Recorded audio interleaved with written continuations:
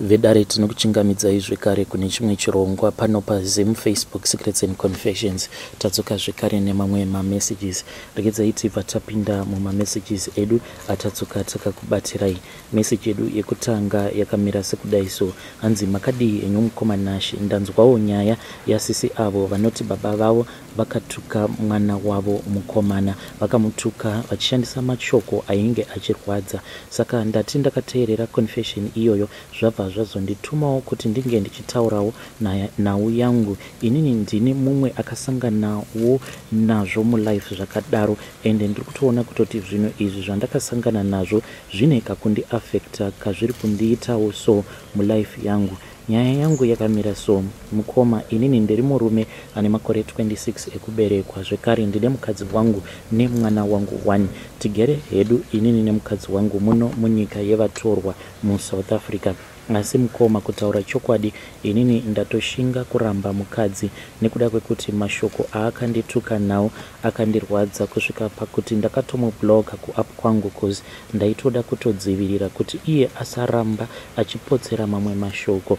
Ipapapa ndakatomirira kuti mwedzi wangu unge uchipera. Kana mwedzi wangu wazopera, ndinge ndichimupa zvake mari yebhazi yekuti akwanise kudzokera hake kumusha kwavo, nokuti mashoko aya mukoma anondirwadza chokwadi. Ndingangoti tainge tichingogara tichinetsana zvedu pa2 years dzatakagara tose, nekuti mukoma mukadzi wangu munhu uya wekuti ari very rough. Mudzimai wangu haana kana rudo, saka ndinoona sekuti ndini ndaitomumanikidza kuti arambe aineni mulife yangu physically, but kana iri spiritually mudzimai wangu ainge asimo zvake muwanano. Takatanga tichagara kuzimu tose, but tainetsana each and every day. Mukoma, taiti kana tanetsana kudaro ndainge ndichinyimwa bonde zvekuti ndaizotogumisidzira ndava kuita chiya chavanoti chimhandara maoko iye aripo. Aiti kana akandiona ndichiita chimhandara maoko kudaro iye aripo, ainge asina kana basa nazvo. Ndaitombosvika pakuchema chaiko shuwa, nokuti mukoma, inini hangu zvemagirlfriends handitozvifarire hangu. Ndaizama kufokasa nemhuri yangu nekuti mudzimai wangu ndainge ndakamuda uye ndainge ndichimuda, asi ndaimira mukoma kuti adye apfeke. Mukoma, ndikakupai mapictures ake munotoona kutoti even though ndiri kushanda hangu basa rakashoreka, asi ndainge ndichimira kumaintaina iye semukadzi wangu. Vamunoziva ari kuzimu vainge vachitomuchiva nekuti ainge achinyatsokuonekera runako rwake uye kutochena chaiko. Mukoma, zvazopa kuti nditi handichada mukadzi ndezvekuti last week but 1 iyo ndakapfimba mumwe musikana online because of my stresses. Musikana uyu ari kuzimu, so ndakamupfimba ipapo anga achiri kutsika, so ndo pandakabva ndaonerwa namadam kuti pane munhu wandiri kunyenga. Akabva abvuta foni yangu. I tried to explain paya, akatadza kuzvinzwisisa. Akabva atora nhamba dzemusikana uya achida kumutuka, so ipapo ndakabva ndamuti no, mai mwana usatuka munhu nokuti akatadza ndini, so taura neni. Uye iwewe my name hidden uri kumbocherechedzawo here kuti sei ndava kuita unhu hwakadai? Ndaimbozviita here? Kana kuti inyaya yekuti mabatiro acho auri kundiita mukadzi wangu ndo anondirwadza? Haundioni semurume wako, unotondiona sekunge ndiri benzi zvaro mulife mako. You know what mukoma, chinonyanya kundirwadza mukoma, mukadzi wangu haaende kubasa, anoswera akarara hake pamba, mwana anoenda kucrash, so iye anosara ega pamba. So apa kubva kusadza kusvika kumunyu ndini ndinotenga, rent ndini ndinobhadhara, uye kupfeka kwake nemwana nemusoro ndini ndinomurukisa zvekare. But mukoma, zvose izvo haamborina kana basa nazvo hake. I remember achindiudza kuti ita kana usingandide, rega uone kuti ndinofa nenzara here. Saka nhau iyo mukoma yemusikana uyo ndo yakaita kuti ndibve ndasiyana naye zvachose. Mukadzi wangu hongu ndakatadza pakunyenga, but mashoko andakazoudzwa naye semurume wake mukoma, ndakaudzwa kuti uchafa usina kana chinhu. Handigare nerombe rakaita sewe, uchafa uchiita zvekufudza mombe dzevanhu muno mujoni iwewe, of which mukoma ndo basa racho randinoita kuti tinge tichirarama iroro mukoma. Ndinotambirawo kamari kashoma which is about 3,300 rands per month, so mari yacho aitombokwaniswa chose, asi ndinoshingirira kuti ndinge ndichimuchengeta iye nemwana ipapo. Munhu munhu wekuti kana ndichitaura naye anotaura neni mashoko mamwe ekuti anondirwadza. Kunyange zvakadaro mukoma, apa mukoma inini hangu ndafunga kungomupa hangu mari yebhazi, since ari iye akati handina basa newe, enini ndinoda kuenda kumba kwedu. Nhai mukoma, chero murume kana atadza ungabva wamuudzawo here mashoko akadaro, mashoko awo aakandiudza? The most painful part, mukoma, inzwai mukoma Nashi. Mukadzi wangu ane hutsinye hwakaoma, anotuka zvekupopota, kuvharisa imba yese, haana respect kumurume, bonde anondipa kana achida. Ndingati kubva ndichigara naye asati akambonditsvaka mugumbeze kana zuva 1 chairo. Akangokuudza kuti nhasi handisi kuda zvekubatwa, anenge atokuudza. Ukamubata shuwa nemashoko unobva waita bho. Anoomesa muviri zvekuti unofunga kuti zvimwe kuda akafa chaiko. Ndinoraramiswa kunge nhapwa mukoma. Pane time yaakambondituka kuti waregererei kutenga mazepe chaiwo mukoma, ndo andakatukirwa mukoma. Ndakaramwirwa zvinhu patil pane imwe shop yatainge tiri mairi inonzi N Richards, apo patainge tichiri kuzimu. Ane nharo dzinorwadza mukoma, hamene kuti imhepo here kana kuti chivindi, nokuti mukoma hakuna munhu anoshinga kutuka munhu anomuchengeta zvekuganza kusvika pakadaro. Iyi mukoma, ndakarwadziwa shuwa. Ndainge ndisingadi kusiyana nemukadzi wangu, but apa handichina kana option kusara kwekumusiya chete. Imagine kana tiri pabonde akada kutotanga kutopopota achikuudza kuti ita upedze, ipapo asingambokubate. Shuwa mukoma, kungoti rabada chete. Ndine mazuva akawanda andinoyeuka kuti ndakaburuka pamusoro pake, cause anenge asingaiti kana action, of which mukoma, inini mukoma handiite zvemagirlfriends, handitozvifarire. Ndikabata mari ndinouya nayo kumba ndomupa, then anobva andiita zvaanoda hake nayo. Mukoma, iyi ndanzwa, ndarwadziwa hangu nerudo inini. Vedare ndo message iyo yandakatumidzirwa ichibva kune mwanakomana uyu. Zvakangoma hazvo vedwe, kana kuri kunzi out there, kana kuinewo varume vanenge vachida kuti vange vachiuya kuzobatsirana naye mwanakomana uyu, please you can come. Then ndobva ndazokupai namba dzake so that munge muchikwanisawo kumuonesa upenyu. I think inini kana ndakazvitarisa pano apa hapana kana marriage imboripo apapa. I think kuti mwanakomana uyu ari kungotambisirwa zvake nguva yake. Mwanzi muno mujoni ndinongoitawo basa rekurisa mombe, so I think mwanakomana uyu anoda kuti ange achipiwa ma-advices acho ekuti ange achikwanisa kuenderera mberi neupenyu hwake than kuti ange achishandisa kamari ikako kuti ange achichengeta munhu wekuti haana kana basa naye. Zvakangoma hazvo veduwe. Regedzai tibva taenda panyaya yedu inotevera. Nyaya yedu inotevera yakamira sekudai so. Mwanzi makadii zvenyu mukoma Nashi, ndinokumbirawo kuti munge muchindipostera nyaya yangu makavigawo chitupa changu. Inini mukoma Nashi ndiri murumewo, ndinoitawo zvechigweja. I think kuti ndo zviri kundiafecta, and right now kwacho kwandanga ndichishanda ndichiita zvekukorokoza, I can see kuti hakuna kana chiri kumbobudako. So many times mukoma Nashi I go there, and when I come back with nothing.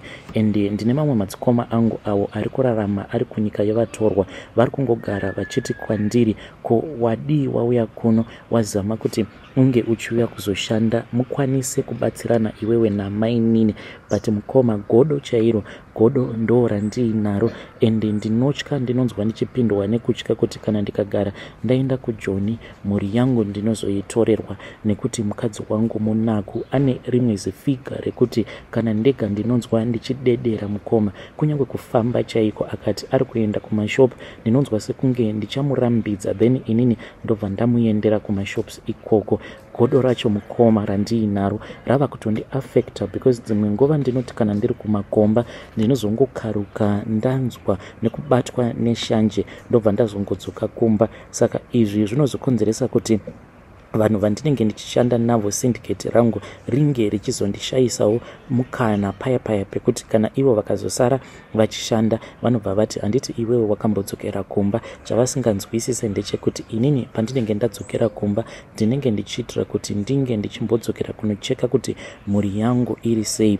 ende zvose zvandinenge ndichiita mukoma ndinotoona kutoti mudzimai wangu ndiri kumukanganisira, because dzimwe nguva ndinokwanisa kungokaruka ndasvika pamba sometimes pakati peusiku, ndobva ndatotora chibhaketi. Kana ndatora chibhaketi ndogara ndakaita zvekuteerera padhoo ndichiitira kuti ndinge ndichinzwa kuti hakuna here munhu waainaye mumba, hakuna here munhu waari kuita naye bonde. Then ndinozoti paya kana ndameka sure ndobva ndinobva ndazomunokera, ende ndinonoka ndichiita sekunge ndiri kufemereka semunhu anenge abva kure kure. Izvo kwaane mukoma ndinenge ndatogara kana zvema 2 hours zvangu ndakangomutaimira.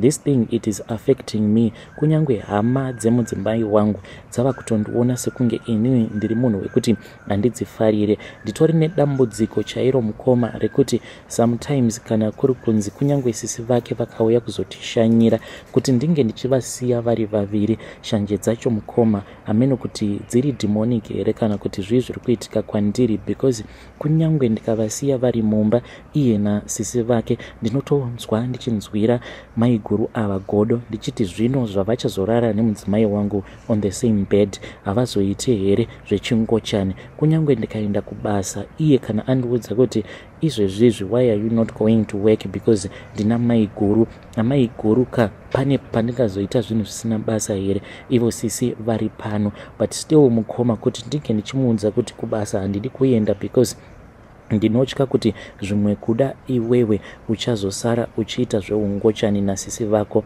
I feel so much jealousy about my wife. Zvimwe kuda iye hake pane zvaakandiitira, zvimwe kuda iye hake pane mishonga yaakandishandisira mukoma. I can't even imagine being without here. Ndiri kukumbirawo kuti munge muchindibatsirawo kuti godo iri neshanje ndozvifambisawo sei kuti godo iri neshanje zvinge zvichiita sekunge zvinotapudzika. Kana kuine n'anga yekuti inokwanisa kukamura rudo rwacho yondikamura zvayo rudo rwacho mukoma, because ndiri kuona kuti zveshuwa marriage yangu ichazotosvika pakutoparara, because inini mudzimai wangu financially ndiri kutadza kumuprovidira apa ndichitya kuti anokwanisa kubirwa. Kunyange akapfeka hembe dzinoita sekunge dzinomubata mbichana ndinobva ndanzwa ndichimunzwira hasha, because handidi kuti figa yake inge ichionekwa kuti ane figa yakaita sei. Please advise me mukomanashi kuti zvinhu zvakaita seshanje idzi dzandinadzo dzingapedzwawo nei. Vedare ndo message iyo yandakatumidzirwa ichibva kuna mukoma vedu. Hanzi shanje dzandinadzo dzinotokonzeresa kuti nditadze kana kutoriritira mhuri yangu. Zvaizvezvi madzikoma angu avo variko kujoni uko vainge vakanditi bamunini madi mauya kuno, then mukwanise kushandawo emimi naamai nini, mukwanisawo kuitawo zviri kuita vamwe vanana. Inini mukoma pavakandiudza izvozvo ndakatonzwa sekunge mukoma vangu vari kutoda kuzototaimira mudzimai wangu. Zvakangooma hazvo vedu way. Please ngatizamei kuti tinge tichitaura navo mukoma vedu ava mucomment section. Kana kuri kunzi ndo zvinenge zviriko kwenyu, you can come to my inbox, then you can tell me your own side of the story. Rekezai tibva taenda panyaya yedu inotevera. Nyaya yedu inotevera yakamira sekudaiso. Hanzi makadii zvenyu mukomanashi, ndinokumbirawo kuti munge muchindiposterawo nyaya yangu makavhikawo chitupa changu. Inini mukoma ndikuda kungotiwo kune avo vanenge vachishanda munyika yavatorwa inova iri South Africa, kana uchishandira munhu waunenge uchishandira ukazoona akaita sekunge anenge ava kuita zvekuda kuba, ende mukunoba ikoko kana kuti madhiri aanenge achiita, then obva aita sekunge anenge achikupa anenge achikuisa iwewe pamberi, just run away with your life. Mukoma zvakaitika kwandiri ndezvekuti ndingangoti dai dzanga dzisiri nyasha dzaMwari, zvimwe kuda nanhasi ndingadai ndichiri mujeri, nekuti vamwe vandainge ndichishanda navo nanhasi uno vachiri mujeri. Mufunge henyu mukoma, isusu taiva vanhu vekutongoti taitongozvishandirawo paprize. Hapana pataimbofungidzira kuti murungu uyo watainge tichishandira munhu wekuti nayewo ainge achiita zveugevha. Murungu uyo aita zvekubhridha mombe achitengesa, ende tainge tisingatozivi kuti dzimwe mombe dzacho idzo dzataitochengeta paprize pake imombe dzaaitonoba kune mamwe maprize, then obva azodziendesa kuauction. Zvadaro mukoma, pane pandakazotanga kuswededza pane patakazotanga kuswededzwa pedo naye murungu iyeye nevamwe maforomani, but maforomani awa vainge vari vanhu vatema vekuSouth Africa ikoko. Takazoti tanyanyisa kuswededzwa pedo nemurungu ndokubva tanzi taifanira kuti tinge tichizopota tichishanda night shift, zvinhu zvatisina kunzwisisa, asi nekufamba kwenguva takabva tazozvinzwisisa kuti murungu uyu watinoshandira anoita zveugevha. Zvaaita ndezvekuti aiti time aibva atidana kushed, then rori raibva ratomutswa, rori riya rinosenga mombe, tobva tatopinda deep mune mamwe mapurazi amene kuti maconnection acho vaimawana sei. Zvimwe kuda ainge achitorongawo nevamwe varungu avo vanenge vachishanda vari maforomani mumapurazi imomo matainge tichipinda tichienda kunoba mombe. Zvataita ndezvekuti rori riya raiti kana razopakwa mupurazi muya taibva tazoshandiswa kuti tinge tichitinha mombe tichidzibvisa kumapaddocks tichidziendesa kuya kunenge kwakapakwa truck riya dzinenge dzakwanisawo kupinda mutruck ndidzodzo, then truck raibva razotomutswa tobva tadzokera kupurazi, then the next day totoswera zvedu takarara. Mari taipiwa mabonuses after bonuses. Mukoma inini ndakati ndabata mari, at that time ndakabata mari yangu yainge ichikwana iyo kuita 16,000. ndokubva ndazotaura namadam ndikabva ndati madam, mari iyi yatabata I think kuti it is far much better kuti dai tambomhanya kumba tanotsvakawo zvekuita. Ende madam vakabva vati kana tikatanga business tinokwanisa kuzonyura, handei timbonovaka. Takabva tazoti taenda kumba mukoma, tichingonosvika kumba just a few days later ndopa ndakabva ndazonzwa zvichinzi murungu wangu ainge asungwa zvekare nevakomana vaya avo vandainge ndichishanda navo, vakomana vekumusha.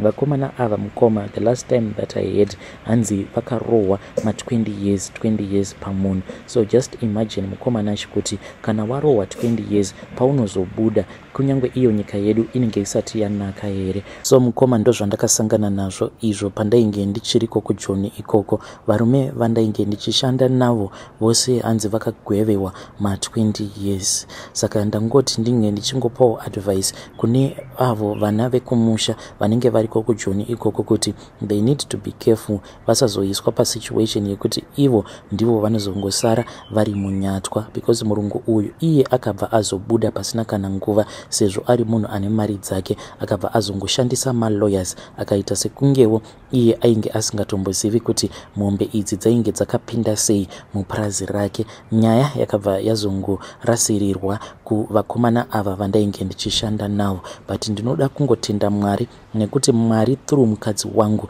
vakazondinunura, because inini plan yangu yainge iri yekungoti kana tasvika kumba tobva taita katakshop kedu, then tobva tatokasika kudzoka sezvo pabasa apa painge pachindipa mari yakawanda. Asi madam nekuda kuvaka vakabva vazondidhileya kuti tinge tichidzoka kuno kuJoni. Vedare ndo message iyo yandakatumidzirwa ichibva kuna mukoma vedu. Zvakangoma hazvo veduwe, please ngatizamei kuti tinge tichitaura navo mukoma vedu ava mucomment section, asi advice yavo ndiyoyo yavatipa. Hanzi kune avo vari kuJoni, please be careful musazoitiswa mamwe mabasa erima. Zvakangoma hazvo veduwe.